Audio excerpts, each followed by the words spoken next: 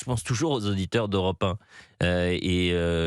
On ne connaît pas les tendances politiques des uns et des autres. Parfois, il y a d'ailleurs des groupes syndicaux qui sont apolitiques. Par exemple, la coordination rurale est souvent présentée comme populiste, un peu d'extrême droite. Est-ce que vous êtes un peu d'extrême droite, François Valrette? Non, on n'est pas d'extrême droite. Nous, on est un syndicat agricole, on fait du syndicalisme, on est apartisan, on discute avec tout le monde, on discute avec tous les responsables politiques. Dans mon département, j'ai un député communiste que j'ai encore vu avant-hier, avec qui on discute de manière très libre et très ouverte. Il y a aucun souci là-dessus. Alors je vais vous poser la question que j'ai posée à Thomas Gibert, puisque ce qui a sidéré les Français, c'est le bras de fer entre les forces de l'ordre et les agriculteurs, mettre des blindés et des hélicoptères, balancer du bombe lacrymogène jeudi soir. C'est vrai que ça a choqué. On se disait, va peut-être falloir utiliser les mêmes moyens pour déloger les squatteurs en France et les dealers. En revanche, est-ce que, comme le dit le ministre de l'Intérieur et la ministre de l'Agriculture, est-ce que des individus radicaux liés à l'ultra-gauche se sont agrégés à cette mobilisation pour faire ce qu'ils savent faire à chaque fois, pourrir une mobilisation et avoir des actions violentes? Moi, je ne veux pas rentrer forcément dans la polémique, mais j'ai quand même le souvenir à Sainte-Soline d'avoir vu des hordes d'ultra-gauche ultra-violentes avec les drapeaux de la Conf. La Quand vous dites Confédération c'est la paysanne, c'est la Confédération paysanne, c'est donc notre collègue. Monsieur Thomas Gibert Exactement, avec qui c'est on notre était. collègue qui nous parlait Important avant, de qui savoir ne à qui on comprenait parle. pas ce que c'était que des ultra-violents et ce qu'était l'ultra-gauche. Souvenez-vous, à Sainte-Soline, 66 gendarmes blessés. Hein. exactement 66 gendarmes blessés, 3 interpellations ou peut-être même pas. Je n'ai pas vu à Sainte-Soline contre ces groupes d'ultra-gauche et la Conf venir détruire le bien des agriculteurs, les blindés, les centaures, les hélicoptères avec les grenades pour essayer de protéger le bien des agriculteurs. Moi, c'est ce deux poids, deux mesures À aussi. Sainte-Soline, si, ils étaient mobilisés. Hein. Je peux vous dire, il y avait une grosse mobilisation de gendarmes. Hein. Ah, mais ils ont quand même détruit les bassines. Oui, ça a été très violent. C'était d'une violence inouïe. C'était d'une Mais violence inouïe. effectivement, et le ministre de l'Intérieur à l'époque parlait, je m'en souviens très bien, d'éco-terrorisme. Vous vous souvenez des maraîchers qui ont vu leur serre détruite Bien à sûr. côté de Nantes pour parler. C'était Oui. les soulèvements de la terre avec Oui. la Conf cette fois-ci. À la Conf, Exactement. quand vous dites, c'est la Confédération La paysanne. Confédération Donc en fait, paysanne, les oui. soulèvements de la terre sont intimement, sont copains avec Mais oui, Monsieur c'est- Gibert. Mais oui. Ah bah Tout- écoutez, tout- c'est tout- intéressant quand même d'avoir ces précisions. Mouvance à gauche, bien à avec gauche. bien à gauche, Ah oui, ouais. oui, effectivement. Les soulèvements de la terre qui inscrivent à Lyon la police tue et qui sont Ouais, fiers de le faire. Voilà, Non, mais c'est intéressant c'est d'avoir bien de toutes ces savoir à qui précisions. on a affaire. bien En sûr. Exactement. revanche, c'est vrai que ça détourne un peu le sujet, mais quand il y a mobilisation, c'est toujours la crainte, c'est qu'il y ait des violences, que ces mobilisations soient pourries par des éléments radicaux. Oui, C'est mais- ce qui s'est passé avec les Gilets Voilà, jaunes. mais globalement, dans les manifestations des agriculteurs, François ça se Valrette. passe quand même globalement toujours bien. Mais bien sûr. Tous les renseignements territoriaux qui nous voient sont toujours contents de venir superviser les manifestations d'agriculteurs. En général, à la fin des manifestations, il peut rester un petit tas de fumier, un tas de paille, mais il n'y a pas de dégradation, il n'y a pas de casse, il n'y a pas de, le mobilier urbain n'est pas saccagé, n'est pas brûlé. Les commerçants n'ont pas besoin de mettre des planches sur leurs vitrines quand on annonce une manifestation d'agriculteurs. La vie continue comme si de rien n'était. Et je précise que quand il y avait des autoroutes qui étaient bloquées il y a 2 ans, avant de partir, tout était rangé, c'est-à-dire que vous avez laissé quasiment comme propre l'autoroute.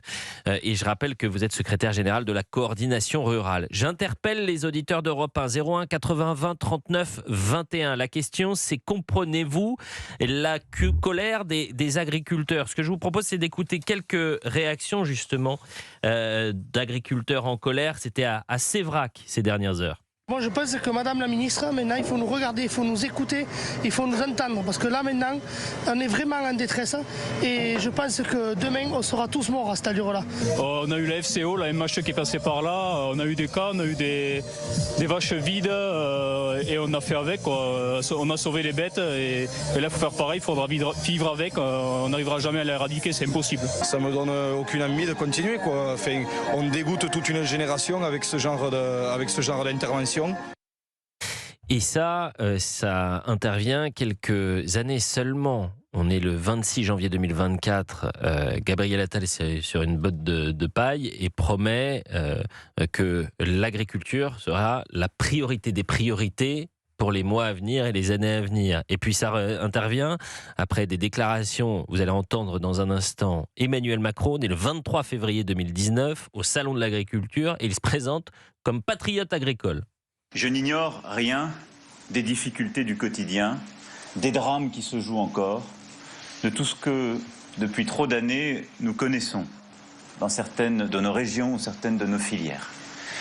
Néanmoins, je constate avec vous que parce qu'il y a eu une mobilisation collective, dans plusieurs secteurs, dans plusieurs régions, les choses sont en train de s'améliorer. Je crois dans la force du modèle français et je suis comme vous un patriote de notre agriculture. On a décidé de mettre l'agriculture au-dessus de tout. Au-dessus de tout. Le gouvernement, il parle d'une seule voix. Il n'y a qu'une seule vision de l'agriculture.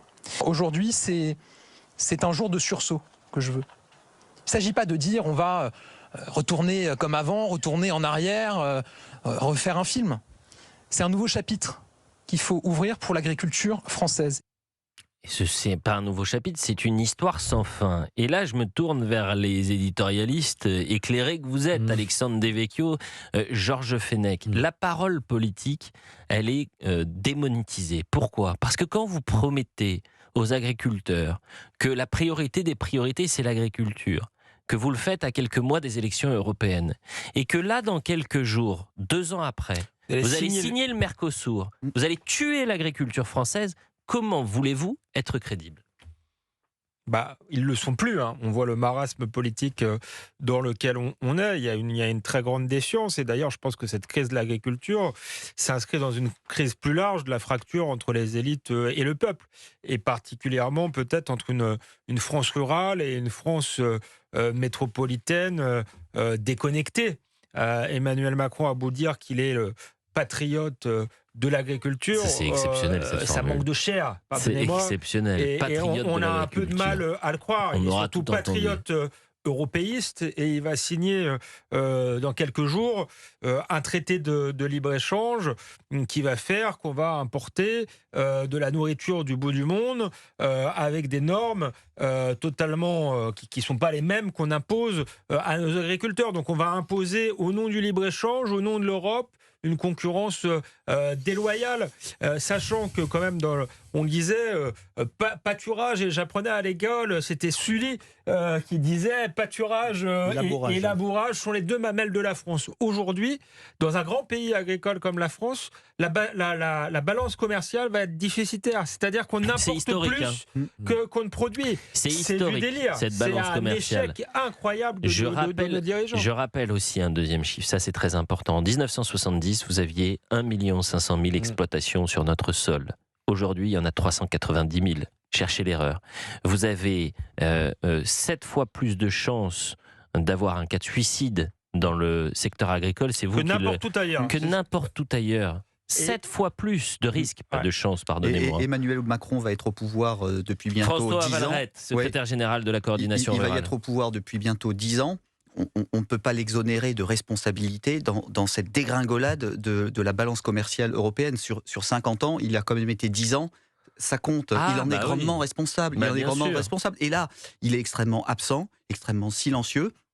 Il serait temps qu'il s'empare enfin du sujet, qu'il aille sauver l'agriculture sud-américaine en signant le Mercosur, l'agriculture ukrainienne en augmentant les quotas d'importation en Europe, c'est très bien, mais les agriculteurs en France, ce qu'ils voudraient, c'est qu'ils s'occupent de leur cas, qu'ils s'occupent d'abord de la France, qu'ils sauvent l'agriculture française avant de vouloir se faire le sauveur du reste du monde.